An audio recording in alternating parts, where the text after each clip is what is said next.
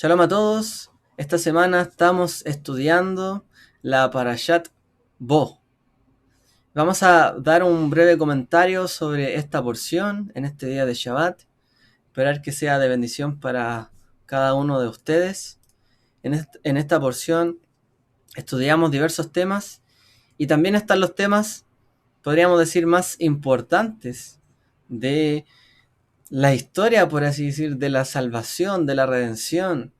Uno de los hitos más importantes también de la Torá, ya que aquí se confluyen realmente varias de las cosas, de los pactos, las señales, más realmente que marcan, ¿cierto?, la historia de Israel, la historia del pueblo eh, del Eterno, ¿cierto?, hasta el día de hoy, la historia de la salvación, las señales proféticas que vendrían posteriormente. Así que es una porción muy rica en varias cosas, realmente. Mandamientos también. eh, Aunque el comentario, al menos lo vamos a centrar en las primeras aliyot, sobre la discusión de Moshe con el faraón. Allí vamos a centrarnos nosotros. Eh, bueno, el resumen de esta parashá. Nosotros vamos a continuar viendo, ¿cierto?, durante todo esta porción, lo que son las últimas plagas, o en hebreo llamado, ¿cierto?, makot, que son castigos o azotes, golpes, mejor dicho, golpes o azotes. Así que seguimos viendo, como veíamos la semana anterior, lo que son las 10 plagas de Egipto. Y aquí continuamos viendo las últimas 3. En la primera aliyá, Moshe y Aarón le advierten, ¿cierto?, al faraón que vendría la plaga de las langostas. Esto es algo particular, ¿no? A él se le avisaba antes también lo que vendría, para que supiera, ¿cierto? Sus consejeros, los sabios de faraón, le dijeron, realmente le rogaron al faraón que considerara la petición de Moshe de dejar ir, ¿cierto?, a los hijos de Israel al desierto a servir a su Dios. Entonces realmente Faraón empieza a intentar negociar ya a partir de acá, ¿cierto?, con Moshe, pero que se quedaran los más jóvenes. Ahora su oferta fue rechazada, por supuesto, ya que todas las generaciones debían salir, ¿cierto?, con los hijos de Israel. El faraón, por lo tanto, al tener esta negativa, bueno, uno podría ser negativa, pero realmente el que se estaba negando era él, expulsó de su presencia a Moshe y a Aarón. Y luego, por tanto, vino la plaga de la langosta y se tragó lo poco que quedaba, ¿cierto?, en pie en Egipto, ya que las anteriores plagas, ¿cierto?, o a golpes, ¿cierto?, que habría sufrido Egipto, realmente ya habían dejado bastante poco. Eso vemos en las primeras y en la segunda aliyá. Ya en la tercera aliyá viene el golpe de la oscuridad, ¿cierto? Las tinieblas. Las tinieblas envolvieron a Egipto durante 3 días. Fue un periodo muy difícil. Nosotros no tenemos mucha experiencia de esto. Quizás en estas zonas, ¿no? Aquí tenemos gente que ha vivido siempre en las zonas templadas o zonas más tropicales, pero no hemos visto quizás que todo el día esté oscuro. Si alguien viviera a lo mejor, no sé, o estuviera en la Antártida, bueno, por ahí, nuestro hermano, ¿cierto?, ha estado por allá, realmente vería que en algunos periodos del año el sol se oculta todo el día, casi todo el día es de noche en algunos periodos. Bueno, imagínense estar en penumbra durante 3 días. Bastante difícil, ¿no? Tenebroso, uno diría realmente. Hoy día no nos concebimos sin la luz natural, y menos sin la luz artificial prácticamente. El día, ¿cierto?, de nuestras vidas se han extendido gracias a la luz, a estos inventos, ¿cierto? Antes llegaba la oscuridad, era hora de dormir, venía el peligro, mejor refugiarse. Pero hoy día podemos alargarnos y alargarnos allí. Bueno, el día en Egipto era bastante corto. Realmente 3 días de tinieblas no podían hacer nada. No podían confiar ni en lo que tenían ni en lo que les rodeaba. Realmente no sabían nada. Solamente podían refugiarse. Solamente refugiarse. El faraón le dice a Moshe que podía dejar salir a su pueblo, pero que tenía que dejar, en estas circunstancias, el ganado. No podían salir con todo, realmente. Pero Moshe se negó nuevamente y le dice, ¿cierto?, a él que dejara salir al pueblo. Pero el faraón nuevamente le advierte a Moshe que no volviera ante él. En realidad, ¿cierto?, después que se verían, después de este momento se verían nuevamente solo después de la muerte de los primogénitos. Solamente allí volverían a verse las caras. Aquí un comentario dice, en España la niebla es peligrosa al conducir. Sí, sí, cuando se niebla, cuando cae, ¿cierto?, esta niebla, la neblina, en el día o en la noche, prácticamente no deja ver nada, 2, 3 metros quizás de distancia, o nada en algún lugar. Es algo bastante difícil, ¿no? Uno no puede hacer nada, ninguna actividad. Está condenado a quedarse donde está, ya que es un peligro moverse. Entonces, si tú no dejas salir a mi pueblo, tú tampoco vas a poder moverte. En otras palabras, vas a estar aquí, encerrado, sin poder hacer nada. A veces hay que soltar, ¿cierto?, para poder moverse. Bueno, en la cuarta leyá, Moshe ya le advierte, ¿cierto?, a los egipcios sobre lo que vendría, que sería la muerte, ¿cierto?, de los primogénitos. Entonces Hashem le ordena a Moshe y a Aarón, como con la primera mitzvah, ¿cierto?, que daría, o el primer mandamiento que daría a toda la nación junta y unida. El mandamiento, ¿cierto?, de santificar el Rosh Hodesh, el primer mes del año. Y le dice, este será para ustedes el primer mes de todos los meses. El primer mes del año, donde realmente ustedes recordarían el milagro, ¿cierto?, de su salvación. En este año, en este mes, yo los sacaré de Egipto y ustedes los recordarán por todas sus generaciones, como el inicio de la salvación, de la redención. Así que fue el primer mandamiento que el Eterno le da al pueblo de Israel como nación, como pueblo, ¿cierto? Porque en la Escritura encontramos otros mandamientos, pero tienen un carácter un poco más particular o universal. Universal, por ejemplo, el mandamiento, el primero, fructificar y multiplicarse. Perdón. Y particular también por los mandamientos que le dio luego, ¿cierto?, algunos de los patriarcas, Moisés, y más adelante ya eran cosas más dirigidas, ¿no? Bueno, esto fue para todo el pueblo y habla de el calendario. Santificar el calendario, santificar el tiempo. Importante. Una de las primeras cosas que Israel santificó como pueblo, como nación, no fue ir al desierto y levantar un templo y adorar allí, sino que la primera cosa que le fue ordenada al pueblo para santificar fue el tiempo. Es algo importante de señalar. No fue un lugar físico en donde debían santificar, no fue, cierto, un espacio en particular, sino que los hijos de Israel debían partir santificando el tiempo, honrando el tiempo, santificando y apartando el tiempo, marcándolo, ¿cierto?, también para el Eterno, para su ciclo. La santidad del tiempo es muy importante y es el primer mandamiento para Israel. Por eso son importantes siempre las celebraciones, los tiempos, Moadim, ¿cierto?, las épocas, las estaciones y por supuesto el tiempo en sí. Israel debía santificar su vida para el Eterno, pero iba a santificar primero, antes de que con sus bienes, que con sus labios, etcétera, con su tiempo. Esto es algo que no podemos olvidar cuando somos llamados, ¿cierto?, por el Eterno. Lo primero que santificamos para Él debe ser un tiempo. Apartar, ¿cierto?, algo para Él, destinar un lugar para Él dentro de nuestro ciclo. Si para los egipcios hubo tinieblas y no podían hacer nada aunque tenían tiempo, los hijos de Israel ahora tenían tiempo y van a salir libres y debían santificar su nombre. Así que el elemento del tiempo en sí es muy, muy relevante dentro del contexto de la Torá. El primero de los mandamientos como nación, santificar los tiempos. Apartarlos, sí, imbuirlos de santidad.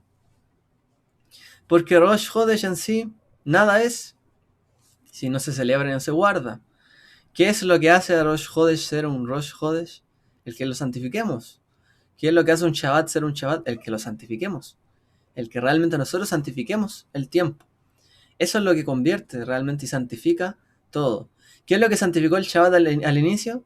Que Hashem creó los cielos y la tierra y en ese momento cesó y reposó. Y lo santificó y lo bendijo. Eso es lo que lo hace especial. Es lo que nosotros también debemos hacer. Y el fundamento de Israel también es santificar los tiempos. Todo lo que hacemos, santificamos, apartamos algo para Él. Allí también se da, ¿cierto?, a Moshe y Aarón la instrucción del Korban Pesach, es decir, el sacrificio de Pesach o de la Pascua, que fue descrito, ¿cierto?, junto con sus instrucciones, en cómo debía comerse también, y también el precepto de los panes sin levadura, del no dejar que fermente todo esto, ¿cierto?, que se llama Hametz, y por supuesto del Pesaj, cómo debía comerse. Que Dios mediante espero que las próximas semanas estemos estudiando todos estos mandamientos de Pesaj, antes de que se nos venga, ¿cierto?, la fiesta. Así que en esta liyá se ordena a santificar a través de todos estos elementos, el tiempo, una ceremonia, una comida, que fuera un tiempo también, en un momento determinado, en un tiempo determinado. Si hay algo que caracteriza, ¿cierto?, realmente a la vida de un Ben Israel, un hijo de Israel, es el cómo santifican los tiempos. Debemos realmente buscar en este sentido el orden adecuado, en los momentos, los tiempos. Sabemos después, más adelante, que en el tabernáculo no se serviría a Dios en cualquier momento, sino que habrían tiempos fijados. Son momentos, donde hay un momento para cada cosa, ¿no? Ya lo dijera Salomón, Shlomo. Todo tiene su tiempo. Todo lo que está debajo del sol tiene su hora. Todo tiene un momento determinado. Un momento para alegrarse, para entristecerse, para reír, para llorar, para bendecir, quizás para maldecir. Hay un tiempo para todo. Todo cabe, ¿cierto?, dentro de las cosas. Y lo importante es que Israel conozca los tiempos. ¿Por qué? Porque también todo el destino, ¿cierto?, de Israel, de nuestra vida, depende del entender los tiempos. Si de algo nos sirven las escrituras, ¿cierto?, la Torá, la Tanaj, la Biblia en sí, es para conocer los tiempos. Nosotros miramos, ¿cierto?, a través de las páginas de ella y decimos, mira, está profetizado tal cosa. Mira, el ejemplo de tal patriarca, mira lo que hizo, lo que pasó aquí y allá. ¿Y de qué nos serviría si no entendiéramos los tiempos? Si no viviéramos, ¿cierto?, los tiempos adecuados. Si no supiéramos que hay tiempos de juicio, de misericordia. Hay tiempo para todo. Realmente, si nosotros entendemos los tiempos, podemos también saber lo que Dios está haciendo. Y viceversa, si sabemos lo que Dios está haciendo, sabemos los tiempos en que vivimos. Por eso es importante santificarlo y estar apercibido, ¿no? Como aquel que sabe que viene la noche. ¿Y cómo sabe que viene la noche? Porque mira el cielo, mira la posición del sol, ve, ¿cierto?, dónde están las sombras, ve la hora, ve los colores del cielo y sabe cuándo viene, ¿cierto?, y cuándo se va a oscurecer. No en todo lugar es así. Hay lugares en el mundo donde se oscurece a cierta hora siempre, todo el año. Y hay otros lugares donde no. Hay otros lugares donde ya 2 de la tarde ya se sabe que se va a oscurecer pronto. Así, ¿cierto?, es el mundo. Debemos apercibirnos realmente, entender los tiempos.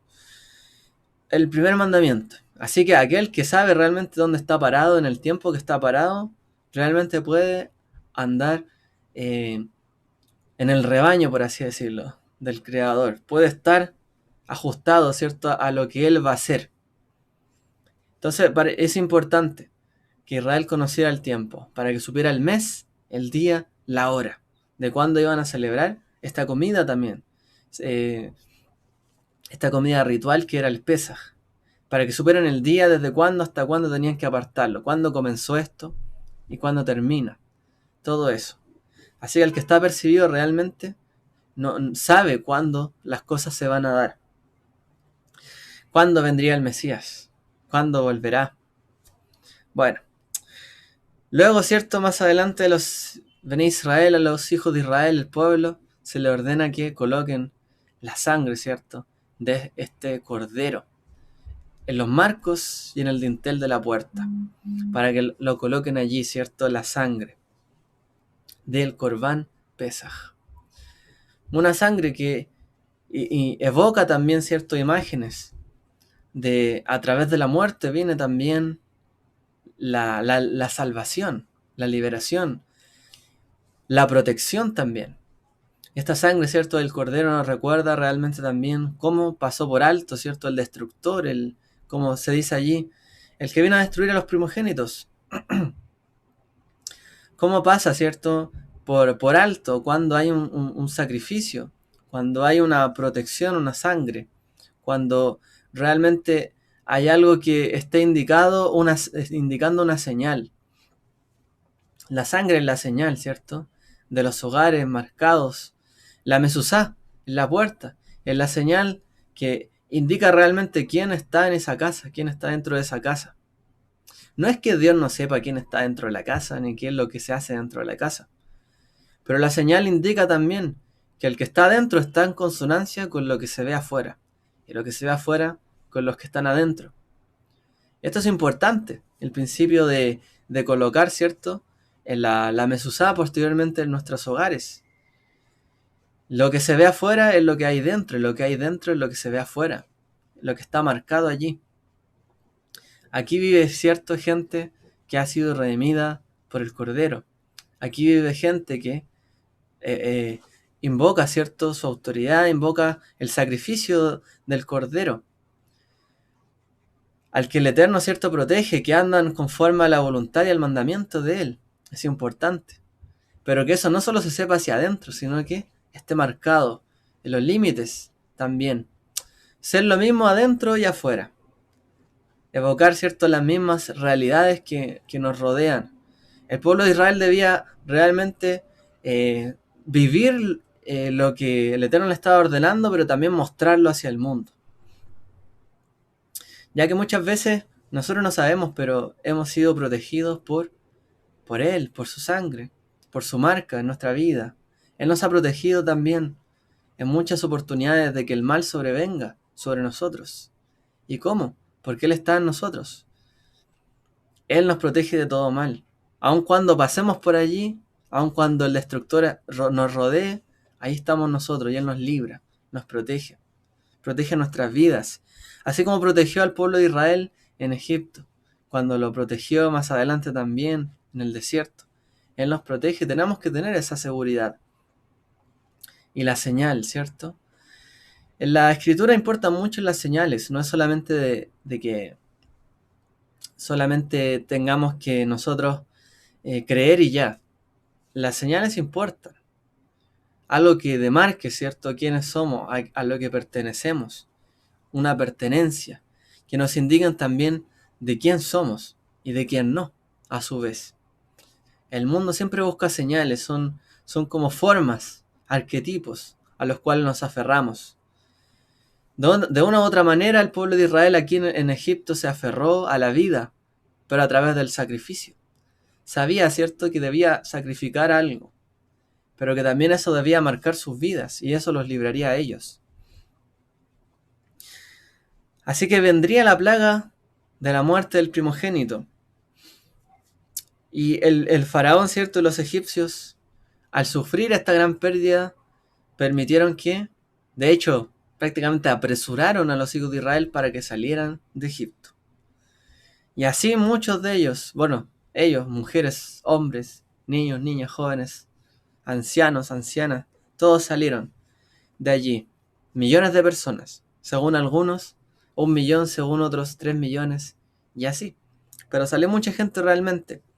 En el año 2448 del calendario judío, es decir, hace 3330 años más, 32 más o menos, 33, perdón, salieron de Egipto, donde se dice que estuvieron realmente 430 años desde el pacto de las mitades, como dicen los sabios, es decir, cuando Abraham hizo el pacto con el Eterno y también fueron partidos los animales, ¿cierto? Entre medio.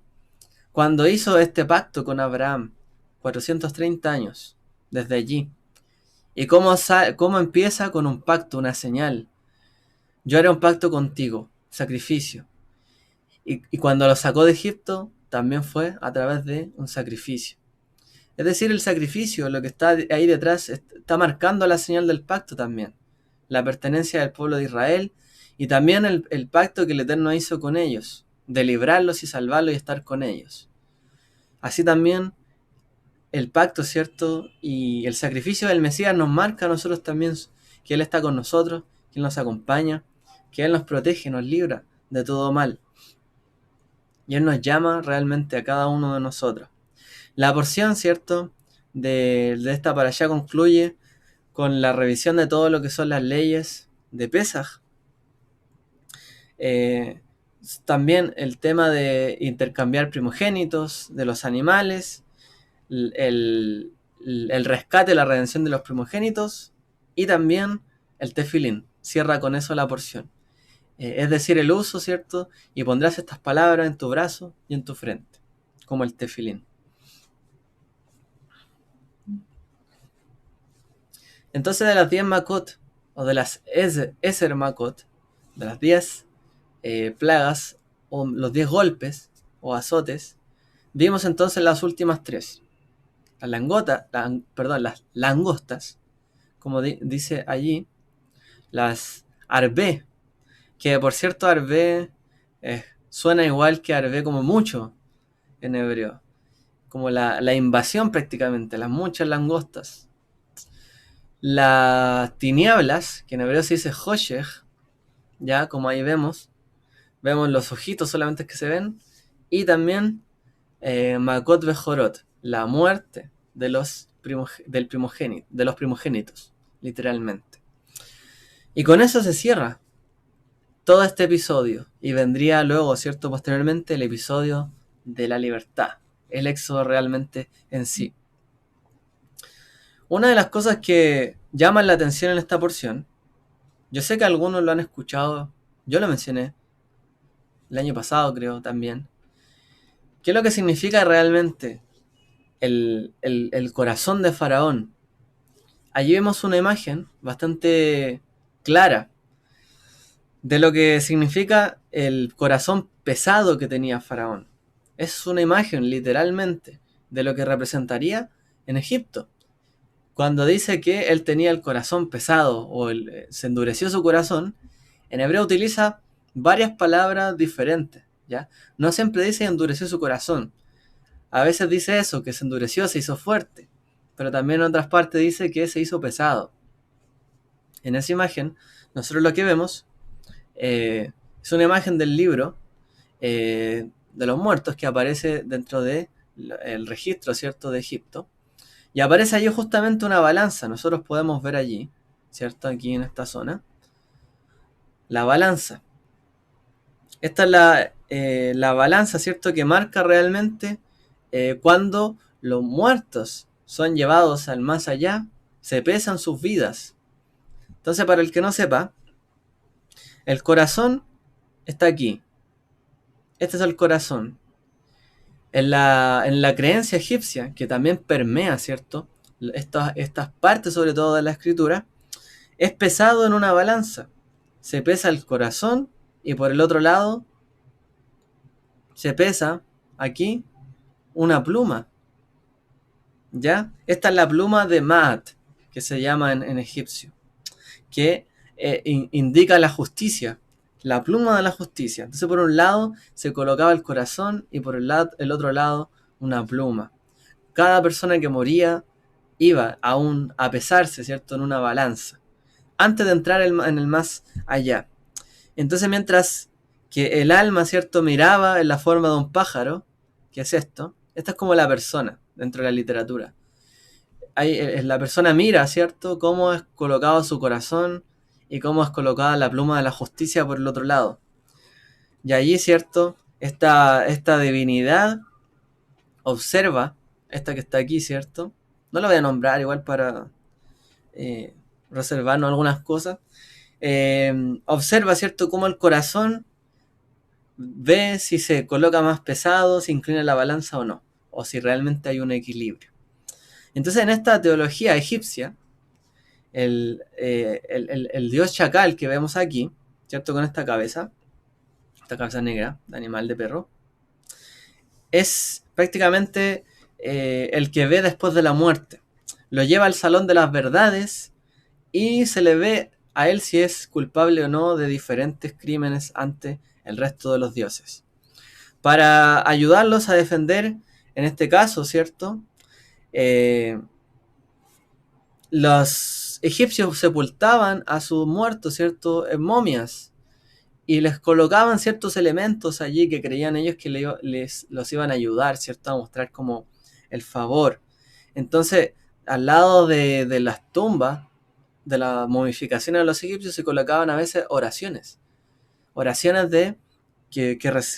hechizos que rezarían, ¿cierto?, el difunto en el más allá también, como para obtener el favor de los dioses. En esa confesión, de hecho, se hacían 42 oraciones, donde se confesaban 42 crímenes, cada uno dirigido a un dios diferente. Y eso sería una confesión de pecados, literalmente, que haría una persona en Egipto. Después de esa recitación, que era colocada, esa oración, el corazón del individuo se colocaba en estas pesas del Maat, ¿ya?, que era el sentido de la justicia, que representaba la verdad, la justicia y el orden social y lo que era la armonía. Y ese Maat era esa pluma de avestruz que vemos aquí, ¿ya? Y el otro, ¿cierto?, la otra divinidad miraría realmente todo esto, cómo estaba ocurriendo. Si el corazón era más ligero que el Maat, que esta pluma, se le permitiría pasar al más allá. Pero si fuera más pesado, sería finalmente devorado por un monstruo, que se le llama el Amenti, el devorador de la carne, literalmente. Así que, de alguna otra manera, ya con algunas cosas que hemos mencionado, solamente hasta aquí nos damos cuenta de que también el episodio que estamos viendo aquí, de la salida de Egipto, también tiene que ver, como dice allí, yo juzgaré, ¿cierto?, a sus dioses. También hay un juicio a los dioses de Egipto, a las concepciones de Egipto, a su interpretación también de la vida, de cómo es la justicia. Y que el corazón del faraón sea pesado está indicando realmente, de acuerdo a su propia justicia, él no está siendo justo. Él prácticamente se está ganando que el devorador, ¿cierto?, devore su vida y su alma. ¿Y cómo se manifiesta esto también?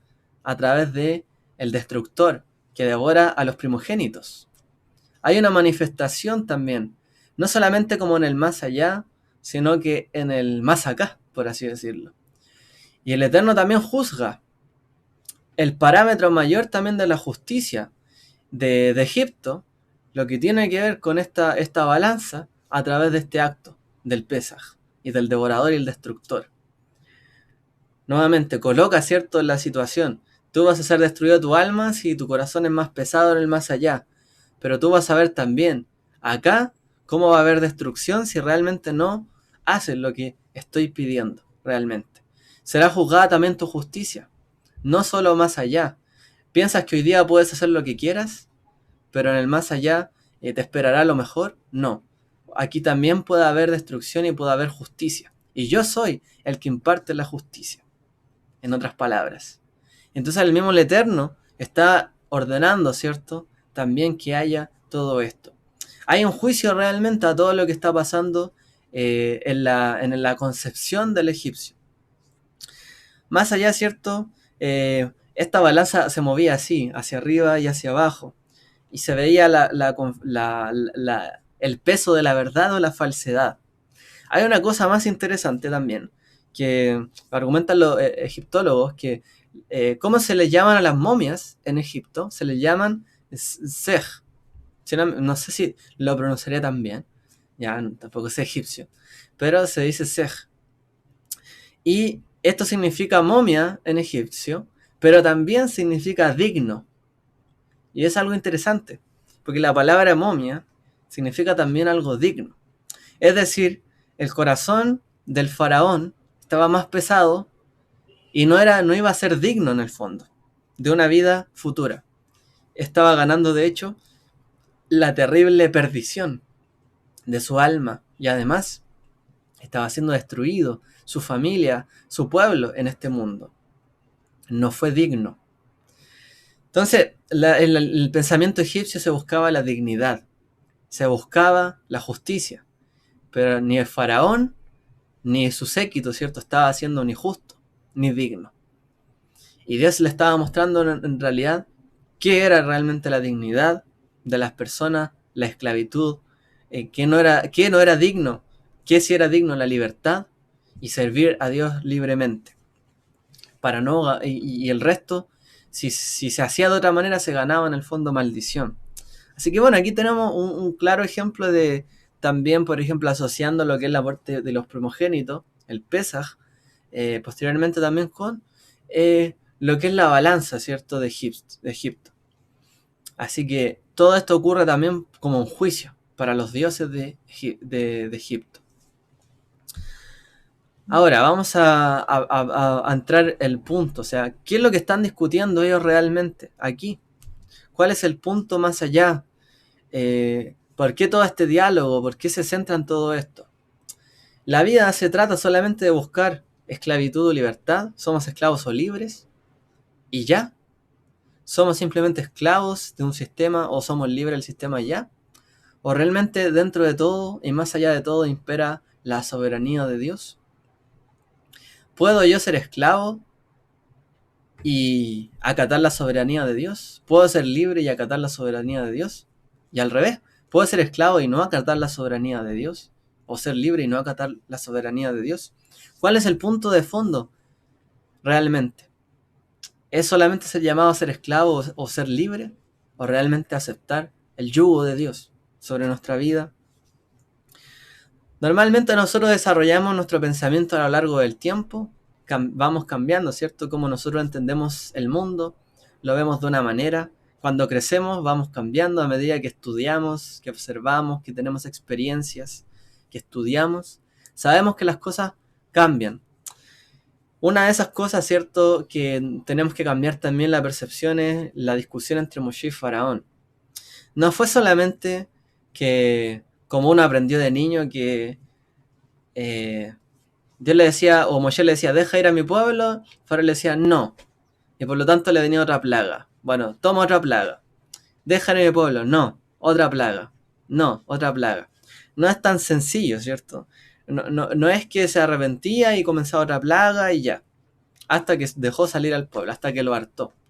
Porque uno, si lo pone de esa manera, debe preguntarse realmente, bueno, a ver, si Faraón era el rey de Egipto y venían a prácticamente amedrentarlo o a decirle, deja ir a mi pueblo, a desafiarlo, incluso amenazarlo con diferentes azotes, plagas, ¿no era más sencillo que el faraón encerrara a estos dos revoltosos, Moshe y Aarón, los encerrara, los pusiera en la cárcel y ya? O incluso los mandara a matar. Tan sencillo como eso. ¿No era más fácil? Es como cuando uno, a mí me recuerda cuando uno ve las películas, de repente dice, pero ¿cómo no hizo esto? Si era lo obvio, ¿no? Era más fácil apresar a tal persona que a que pasara todo el resto de cosas. O era más fácil que eso no existiera, no se diera así. ¿O por qué no intervino antes? Entonces uno dice, a veces uno dice, pero ¿cómo? ¿Por qué pasan estas cosas? Bueno, era más fácil para el faraón sencillamente parar eso de raíz y ya. Pero ¿por qué no lo hizo? ¿Por qué simplemente no lo dejó allí? Por ejemplo, cuando uno, bueno, hoy día no sé qué tanto, pero cuando uno le falta el respeto a una autoridad, a un policía, inmediatamente es encarado, ¿cierto?, por la autoridad, que son de hecho testigos de fe, y los pueden detener por desacato, ¿cierto? Inmediatamente, si uno se comporta de una manera inadecuada contra una autoridad o un policía. Bueno, hoy día, no sé, hoy día está un poco difícil este tema, pero en general es así. O sea, si uno llega y le habla a una persona de una manera indebida, una persona con autoridad, uno puede realmente pagar consecuencias. ¿Y por qué Moshe y Aarón podían desafiar a Faraón así como si nada y no tener consecuencias? O sea, ¿por qué? Si solamente decimos, no, es que realmente ocurrieron milagros y en realidad estas cosas fueron, se dieron así porque Dios los permitió, bueno, pero igual tenemos que preguntarnos por qué. ¿Por qué? ¿Por qué pasó todo esto? Tampoco se comprende, por ejemplo, en esta parashá por qué Moshe se enoja tanto con el faraón. Cuando le llega la plaga de la oscuridad, antes, ¿cierto?, de esto, le dice, faraón, no vuelvas a ver mi rostro, o sea, no te aparezcas delante de mí, punto. Y Moshe le dice, bien has dicho, no volveré a ver tu rostro. Y se enoja. O sea, él era el portavoz solamente, tampoco es que se esté enojando en sí. Ahora, siendo más sinceros todavía, ¿acaso Moshe debería estar feliz de que el faraón le dijera, no, vete de aquí? O sea, Moshe le está pidiendo que le facilite salir a él, todo su pueblo, que se vaya con todos los ganados y todo lo que realmente tenían. Y él pensaba que esto iba a hacer feliz al faraón, como para enojarse. O sea, es justificable que se enoje realmente si es obvio que es algo perjudicial para el faraón y Egipto. ¿Por qué llega y se enoja? Bueno, era lo lógico que le dijera vete de acá, prácticamente todas las veces. Era lo más lógico. Ahora bueno, ya cierto, más adelante podemos llegar a entender que el centro de la discusión de lo que tuvo realmente Moshe con el faraón tiene que ver con el tema de la fe en Dios. Porque este libro en sí, el Shemot, nos habla de nuestra historia de la salvación, lo que nos pertenece a nosotros, nuestra fe. Dice el mandamiento de entre los 10 mandamientos, ¿cierto? Ani Adonai Elohim, Asher Otzeti, Metgen, bueno, dice, yo soy el Señor vuestro Dios que os saqué de las cargas, ¿cierto?, de los egipcios allí en Egipto. Los saqué de casa de esclavitud. Yo soy el Eterno. Ese es el primer mandamiento dentro de los 10 mandamientos. Yo soy. Ok, y que ahí no dice cree en Dios ni nada. Dice yo soy el que lo sacó de las cargas, de debajo de las cargas de los egipcios. Yo soy.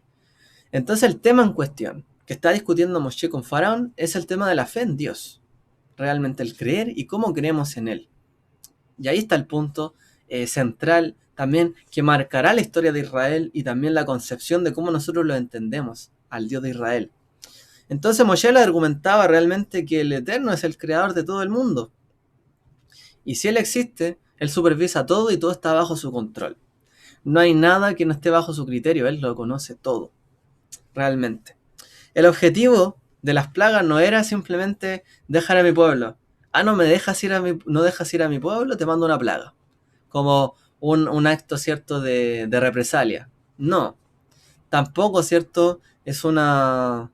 en una parte dice la escritura que es como una burla, ¿cierto? Pues sí. Pero ¿cuál es el punto allí de la demostración? O sea, es lo siguiente. Imagínense, no sé, una persona que mide, no sé, pues 2 metros, al lado de una hormiga.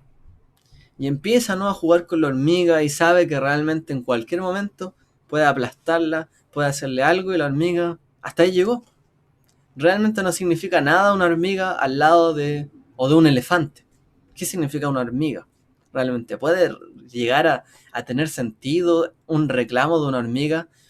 Imagínese que una hormiga le dijera al elefante, saca el pie de ahí. ¿Acaso el elefante le haría caso? ¿En la vida real pasa eso? O si una hormiga ordenara a un elefante realmente, ¿tendría sentido en este mundo? Pues no. Hay cosas que realmente son... la otra vez hablábamos un poco de las paradojas. Son paradójicas. ¿Acaso alguien puede ordenarle algo al Eterno, al Creador de los cielos y la tierra? ¿Acaso alguien se puede resistir a Dios? ¿Acaso alguien puede negar su autoridad o su poder? Porque nosotros creemos que hay un Dios, y de haber un Dios, si Él lo creó todo, nosotros no tenemos ninguna autoridad frente a Él. Ninguna, absolutamente ninguna. El hecho de que Él mande un azote u otra cosa, o aquí o allá, no es otra cosa sino que demostración de su poder. Pero realmente, si Él quisiera, en el primer momento, cuando Moshe fue con Aarón a decirle, como la frase también célebre en inglés que uno escucha, let my people go, deja ir a mi pueblo, deja salir a mi pueblo. ¿Qué es lo que realmente hubiese pasado? Hubiese dejado salir al pueblo y ya. Pero no, una demostración exagerada prácticamente de parte del Eterno, de qué es lo que Él era realmente, y quién era Él, y que lo conociera realmente. Las plagas, de hecho, los sabios a veces la dividen en tres. Primero, la de la sangre, ¿cierto? La de las ranas y la de los piojos. Y en la primera de ellas, ¿cierto? La plaga, la macá, ¿cierto? De la sangre, Dam, dice la Torá, con esto sabrás que yo soy Dios. Es decir, con estas plagas sabrás que yo soy Dios. Vas a conocer. El objetivo era que reconocieran, ¿cierto? ¿Quién era? El Eterno, Dios de Israel, y que reconociéramos su total soberanía sobre todas las cosas. Y dice, con esto sabrás que yo soy el Señor. Entonces, el primer propósito de las plagas fue saber, que nosotros sepamos, da, como dice en hebreo, da, sabe pues, da, que el Eterno es Dios. Da, Lifnei, ¿cierto? Mira, Taomed, delante de quién tú estás parado. Sabe pues, quién está ante ti. Tú tienes que saber quién es el que te está pidiendo todas estas cosas. Primero tenemos que conocerle a Él, saber quién es Él. Si nosotros vemos alrededor y no asociamos que todo lo que está alrededor es de Él, estamos ignorando que todo lo hizo Él. Tenemos que saber que todo lo hizo Él. Y el Eterno estamos demostrando al faraón quién es realmente Él. En el segundo grupo de plagas está lo de los bestias salvajes, ¿cierto? La epidemia también. Y la lepra en sí, o la úlcera. En la primera de ellas también dice, yo soy Dios, yo soy el Eterno, yo soy Elohim, dentro de la tierra. Así, literalmente dice en hebreo, yo soy Dios dentro de la tierra. Al principio le dijo, y sabrás que yo soy el Señor. Y ahora le dice, yo soy Dios dentro de la tierra. O sea, tú crees que Dios es el sol, la luna, lo que tú ves, pero dentro de la tierra también soy Dios. No solamente soy el Dios de lo que tú ves, visible, externo. Dentro de lo que no ves también soy Dios. Por eso la Torá también dice en una parte, y en la ley no lo recitamos, que tú eres el Dios arriba, en los cielos, en la tierra y debajo de la tierra. Tenemos que saber que Él es Dios. Principio de fe. No solo de lo que vemos, sino que también de lo que no vemos. Lo que gobierna todo prácticamente. Ese es Él. Y el tercer grupo de Makot es el granizo, ¿cierto? La langosta, las tinieblas y la muerte de los primogénitos. Y ahí dice la Torá, para que sepas que no hay como yo en la tierra. Y por eso decimos en la ley, nosotros, no hay nadie como tú. No hay nada fuera de ti. No hay otro fuera de ti. Realmente no hay como yo en esta tierra, dice el Eterno. Es decir, Él es soberano y domina. Y Él tiene la posibilidad dentro de sus manos de cambiar todo. Prácticamente. No hay nadie como Él. Nadie puede hacer lo que Él puede hacer. ¿Cuál es el asunto aquí, realmente? Es que Faraón discutía con Moshe, ¿cierto? Y nosotros vemos que cada una de las plagas se intervino todas estas cosas. El agua, los reptiles, la tierra, lo que había incluso más pequeñito, piojos, úlceras dentro de la piel, las bestias, los animales, las tinieblas, las nubes, ¿cierto? La lluvia, el granizo, las aves y por supuesto también la vida humana, las personas. Y aún así no cambia de posición Faraón.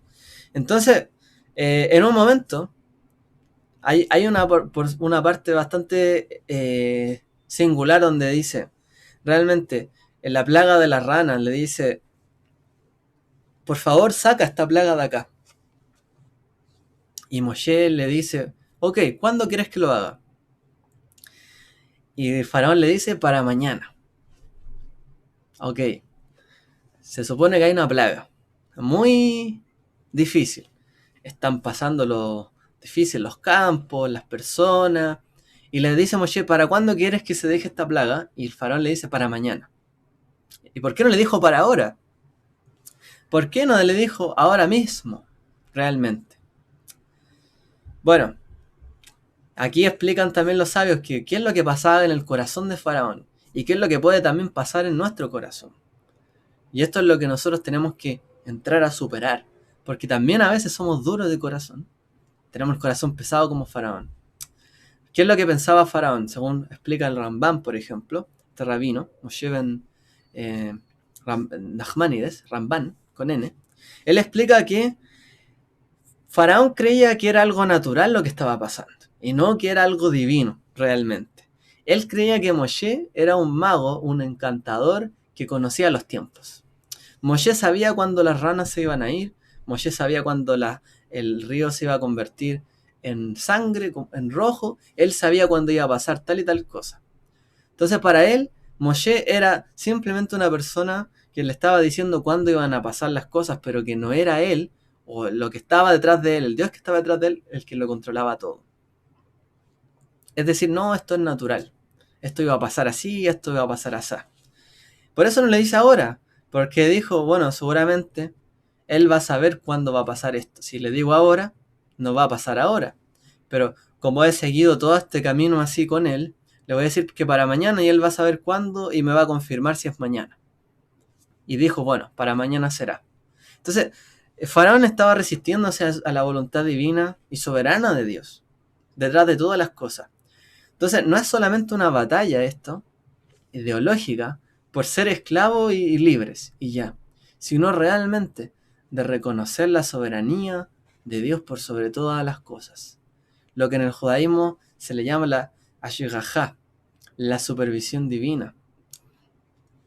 Él es el que supervisa todas las cosas que están en nuestra vida, sean dentro, de fuera de nosotros, dentro de nosotros, incluso bajo nosotros.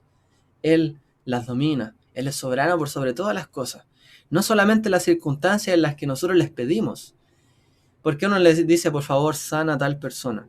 Y uno dice, bueno, están trabajando los médicos. Sí, puede ser que se sane. Pero nosotros tenemos que entender que realmente es Él el que gobierna y es soberano sobre todas las cosas. No es que nosotros le echemos una manito y Dios hace las cosas porque sí, porque le echamos una manito. Él es soberano sobre todo. No se trata solamente el camino de Dios, ser esclavo y ser libre. Ahora soy libre y ya. Es reconocer en todo tiempo, sea esclavo, sea libre, la soberanía de Él. En la esclavitud reconozco su soberanía como lo hizo Yosef. De tal manera me conduzco aún así, bajo su guianza. Y cuando soy libre también debo hacer así. Aún en la libertad debo guiarme bajo Él, bajo su instrucción. No es que yo sepa, es que ahora probablemente si hago esto Dios me ayuda. Y ya. Tenemos que reconocer su completa soberanía sobre todas las cosas. Entonces Moshe le dice a él, como tus palabras para que sepas que no hay como nuestro Dios.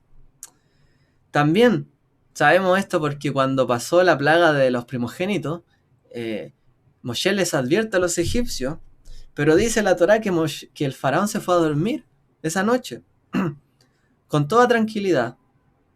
Y dice, y al otro día se levantó Faraón a la noche.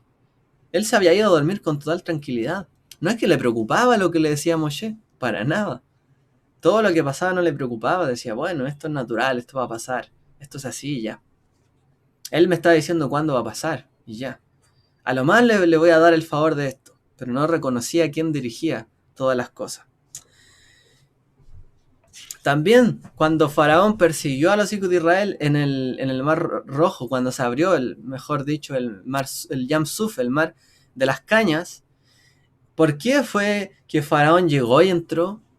porque todavía no reconocía que fue Dios el que había abierto esas aguas. Él pensó también que fue Moshe el que realmente supo cuándo se iban a abrir las aguas y por eso hizo así, y también él podía pasar a través de eso. Y no reconocía que era el Eterno el que controlaba las aguas. Todavía no reconocía Faraón que era él el soberano por sobre todas las cosas. Aunque Faraón era una persona libre, no reconoció su soberanía. Y cuando Israel fue esclavo, pero reconoció la soberanía de él a través de esta ceremonia del Pesaj, en ese momento ellos pudieron saber qué era la libertad realmente, y que Dios estaba por sobre ellos y que los guiaría y los sacaría de allí.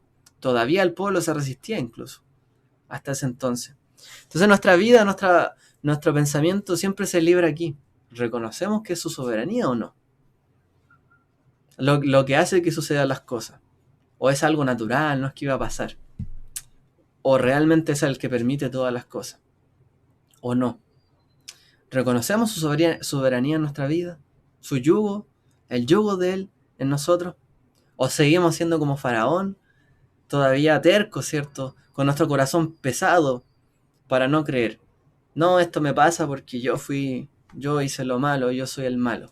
Pero si Dios también lo permitió. Dios lo permitió así. Yo hice lo malo, sí, lo reconozco. Pero Él también lo permitió para algo. No es que Él estuvo ausente en ningún momento. Ni cuando me equivoqué, ni cuando acerté. Nunca estuvo ausente, siempre estuvo allí. Siempre fue soberano. Y siempre ha estado en mi vida. Entonces no se trata la vida de reconocer antes estábamos sin Dios y ahora estamos con Dios. Siempre Dios ha estado presente y ha sido soberano en nuestra vida. Pues tenemos que empezar a mirar esos puntos hacia atrás para poder mirar los puntos hacia adelante también. De cómo Él nos conectó con Él, cómo Él nos llamó. Tenemos que reconocer su soberanía y no solamente implica de hoy día, de aquí para adelante, sino de aquí para atrás también. En la manera en que nosotros podamos superar esta conversación, esta verdadera discusión entre Moshe y Faraón, podemos realmente nosotros ser sus hijos y estar en la libertad y vivir bajo su yugo y reconocer que todo viene de su mano y que no algunas cosas sí y otras no. Todo, absolutamente todo, viene de Él. No tenemos que probar a Dios. No tenemos que pedirle señales. Por eso dice la Torá que cuando Él manda señales casi como una risa, una burla. Porque ¿acaso no es el dueño de todo? ¿Por qué tendría Él que enviar una señal si ya miren todo lo que nos rodea, todo lo que Él hace? Todo Él está bajo su ojo, bajo su vista, su soberanía, todo está bajo Él. ¿Acaso podremos nosotros pedir señal? ¿Podemos nosotros tentarlo a Él? ¿Decir que haga algo que no? Si reconocemos realmente que Él es el que está detrás de todo, nosotros podemos realmente entender qué es lo que ha pasado en nuestra vida siempre y dejar de resistirnos cuando Él nos quiere sacar a la libertad, ¿no? En muchas áreas de nuestra vida. Él quiere que seamos libres, pero seguimos resistiéndonos porque pensamos que somos nosotros y no es Él. Realmente este es el tropiezo que muchos tenemos en la vida, la emuná. Nosotros muchas veces creemos, dicen también los sabios, y con esta idea quiero cerrar, que hay dos alternativas, dos cosas que nos pueden suceder en la vida, las cosas buenas o las cosas malas. Entonces, si tenemos fe, nos sucederá lo bueno, y si no tenemos fe, nos sucederá lo malo. Y muchas veces las personas colocamos la fe en ese partido, gol para acá o gol para allá, es esto o esto otro, nos pasa lo bueno o nos pasa lo malo. Eso es tener fe. Pero no es la visión correcta, ¿cierto? Sino que la visión correcta es saber que siempre y en todo tiempo, santificar el tiempo, ¿cierto? En todo tiempo, en todo momento, es el Eterno el que es soberano sobre todas las cosas. Haga cosas que nos parezcan buenas o malas, Él, todo está bajo su criterio y su completo entendimiento. Nada se escapa de Él. Todo viene de su mano. De mano de Dios tenemos que tener la seguridad, ¿cierto? De que lo que Él manda siempre es lo mejor. Aunque nos parezca lo contrario. Siempre es lo mejor. A veces uno dice, pero ¿por qué pasa esto en el mundo? Bueno, Él lo permitió. ¿Somos más justos que Él? Vamos a poner nuestro corazón pesado para decir, no, es que esto es injusto. La balanza está mal equilibrada. ¿Vamos a ser pesados nuestros corazones con esos pensamientos? Bueno, realmente fallaremos también, aún en nuestra creencia en este mundo. Pero cuando nos dejamos guiar por Él, Él rompe todos los paradigmas. Y ese es el punto. Él es capaz de romper todo paradigma, toda cosa que parezca imposible. Él es capaz de hacer todo esto para el que tiene fe. Y aún las cosas más casuales que vemos en esta vida, tenemos que saber que Él las domina, las controla. Él sabe todo eso. Nada se escapa de Él. Nada es suerte, nada es lotería, nada es azar. En el mundo todo nos parece, de hecho en el universo, muchas de las cosas que pasan son arte de la... ¿Cómo se llama? El azar. En el mundo ya se ha llegado a descubrir que, oye, pasan tantas cosas en el microcosmos que son al azar, pero resulta que uno las ve en el macrocosmos y no son al azar, pero resulta que las leyes que lo dominan son al azar. Entonces uno diría, bueno, hay algo que se escapa de Dios. El azar, todo el mundo es azar, pero no. Esto es también para que entendamos que la mente del creador es prácticamente imposible de entenderla, cómo Él mueve las cosas. Querer entenderlo o mejor dicho, pretender saber cómo Él actúa es algo arrogante de nuestra parte. Pretender como Faraón saber, no, Él va a hacer esto mañana. Sí, yo sé que lo va a hacer mañana. No, Él Él abrió esto y yo también puedo pasar. Pretender nosotros, querer saber lo que Dios va a hacer o lo que está haciendo realmente, o realmente arrogarnos cuál es la verdad de Dios o qué es lo que Él pretende con cada cosa, es muy arrogante realmente. Y nosotros tenemos que alejarnos de ese pensamiento, como el faraón lo tenía. No podemos arrogarnos el saber lo que Dios hace o sabe del todo. Siempre tenemos que ser humildes y decir estoy en sus manos. Yo puedo conocer mucho a Dios, puedo pasar toda la vida en búsqueda de Él y todavía sé que no lo conozco del todo, todavía lo sigo conociendo. No me puedo arrogar yo, Dios hizo esto por tal y tal cosa. No lo sé, quizás es un llamado.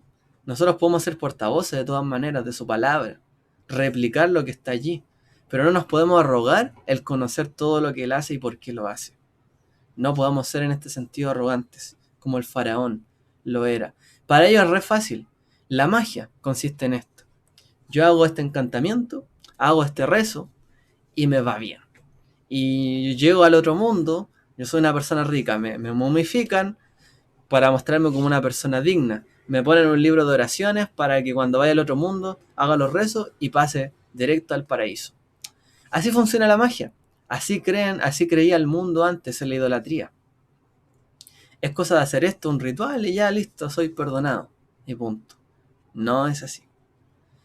El ritual puede que nos ayude a entender lo que hay detrás, la figura, la imagen, el concepto. Pero es Dios el que controla todas las cosas. No es otra cosa, más que Él. Siempre ha sido Él.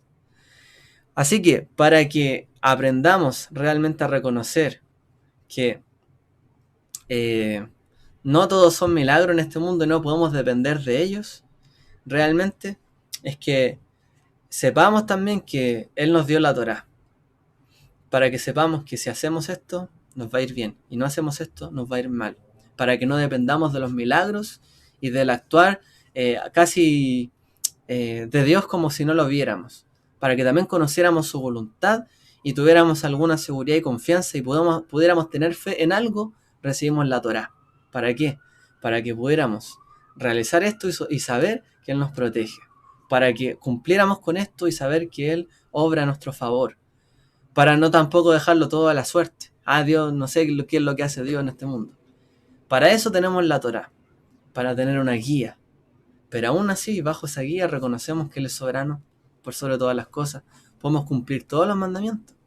Y puede que igual perdamos el motivo de nuestra tefilá, nuestra oración, si es que no está en su voluntad. Entonces, al final de todo, ¿qué es lo que tenemos que reconocer? Que todo el fruto de la seguridad, la salud, todo lo bueno que tenemos, es el favor de Dios. que Él nos llena y nos hace dignos de sus bendiciones. ¿Cómo? Cuando nos dice, haz esto y te va a ir bien. Haz esto, cumple con esto, te va a ir bien. Sabemos que solamente es su bondad. Él nos hace dignos ante Él, con su palabra y su Torah. Bueno, queridos, voy a dejar yo mi comentario hasta aquí. El comentario está para allá. Espero que haya sido de bendición para todos ustedes. El reconocer esto tan básico, pero que es el primer mandamiento dentro de los 10, ¿cierto? Mandamientos. Yo soy el Señor tu Dios que te saqué de la tierra de Egipto. Yo soy el soberano de todas las cosas. Reconóceme a mí. Soy Dios arriba, en los cielos, en la tierra y debajo de la tierra. Todas las cosas le pertenecen a Él. Amén. Que el Eterno les bendiga a todos. Chao, shalom.